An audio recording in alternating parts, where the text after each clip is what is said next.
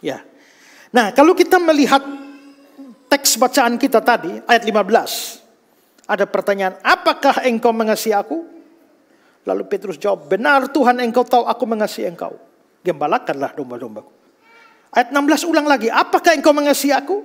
Benar Tuhan, gembalakanlah domba-dombaku. Begitu juga ayat 17.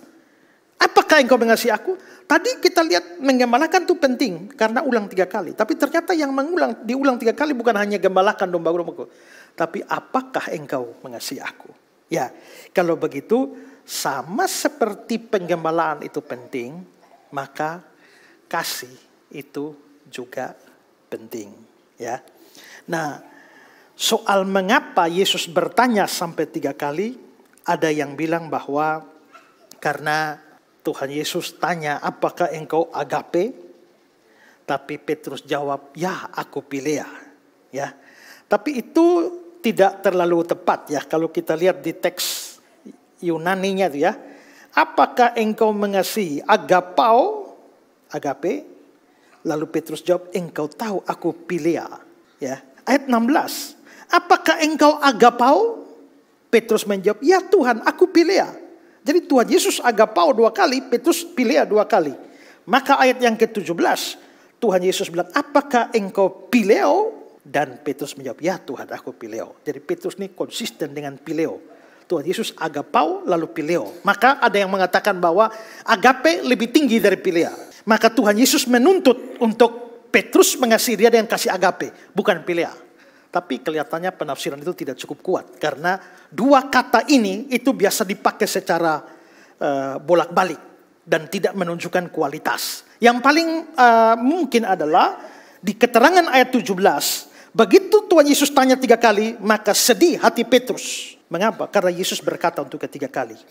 Begitu pertanyaan pertama dia tidak sedih. Kedua dia tidak sedih. Ketiga dia sedih. Kenapa? Rupanya kesedihan Petrus dipicu bukan karena pertanyaannya, tapi karena 3 kalinya. Nah, kalau begitu kita bisa menafsirkan bahwa sebenarnya dia waktu Tuhan Yesus tanya 3 kali, dia ingat pada peristiwa beberapa hari sebelumnya di mana dia menyangkal Yesus 3 kali. Ya, tapi terlepas daripada itu, di sini kita bisa lihat bahwa sebelum Tuhan Yesus kasih tugas gembalakan domba-dombaku, kasih tugas pelayanan, dia perlu tanya kasihnya Petrus. Dengan kata lain, satu hal yang paling penting di dalam pelayanan itu adalah mengasihi Tuhan. Ya, orang tidak bisa mungkin setia dalam melayani kalau dia tidak mengasihi Tuhan. Karena itu Henry bilang, Kristus sedemikian memperhatikan umatnya sehingga dia tidak akan mempercayakan kepada mereka siapapun kecuali kepada orang yang mengasihi dia.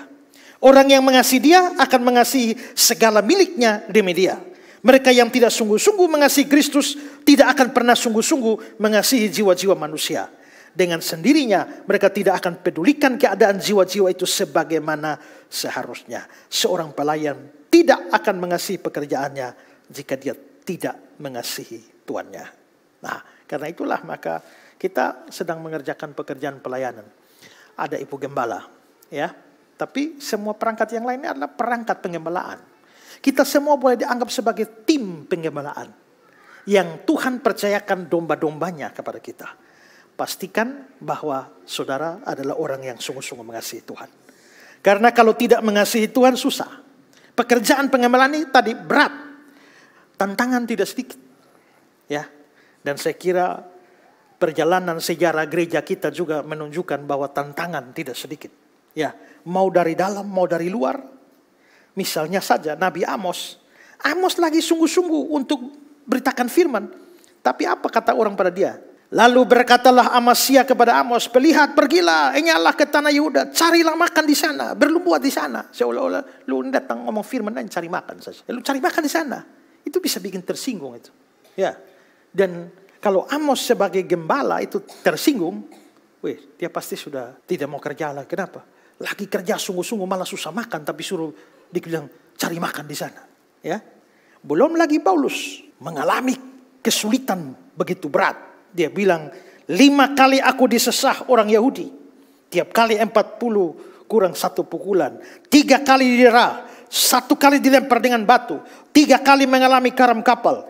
diancam bahaya banjir dan bahaya penyamun, bahaya dari pihak orang Yahudi dan pihak orang-orang bukan Yahudi, bahaya di kota, bahaya di gurun, bahaya di tengah laut, bahaya dari pihak saudara-saudara palsu. Aku berjerih lelah, bekerja berat, kerap tidak tidur, lapar, dahaga, puasa, kedinginan, tanpa pakaian, dan tidak menyebut banyak hal lagi. Banyak masalah ya, tapi urusanku sehari-hari adalah memelihara semua jemaat. Kalau orang tidak mengasihi Tuhan, pasti sudah mundur. Kalau orang tidak mengasihi Tuhan, pasti sudah KO. Kalau orang tidak mengasihi Tuhan, tidak mungkin bertahan. Itulah sebabnya Tuhan Yesus tanya 3 kali dulu Petrus, kau mengasihi aku sungguh-sungguh atau tidak? Kalau kau bilang mengasihi, baru Tuhan bilang, gembalakan domba-dombaku. Maka semua yang melayani Tuhan, itu di dasar hati itu harus ada kasih kepada Tuhan yang sungguh-sungguh. Ya.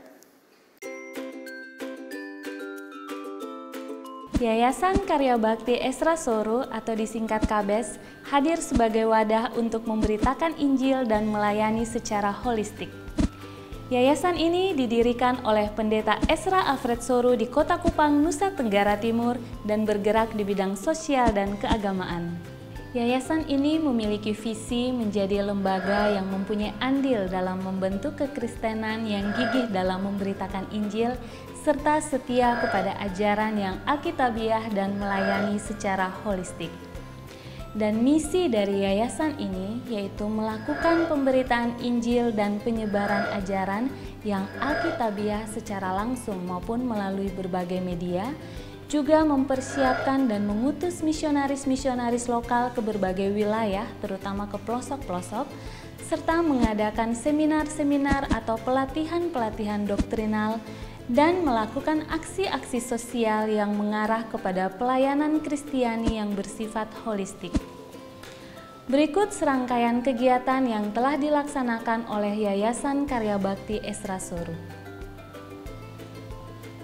Bagi saudara dimanapun berada yang rindu untuk mendukung pelayanan kami, khususnya melalui dukungan dana, maka saudara dapat menyalurkannya ke nomor rekening yang tersedia. Untuk informasi selengkapnya dapat menghubungi Sekretariat Yayasan Karya Bakti Esra Soru melalui nomor berikut ini. Mari beritakan Injil dan melayani sesama dengan kasih bersama Yayasan Karya Bakti Esra Soru. Tuhan Yesus memberkati.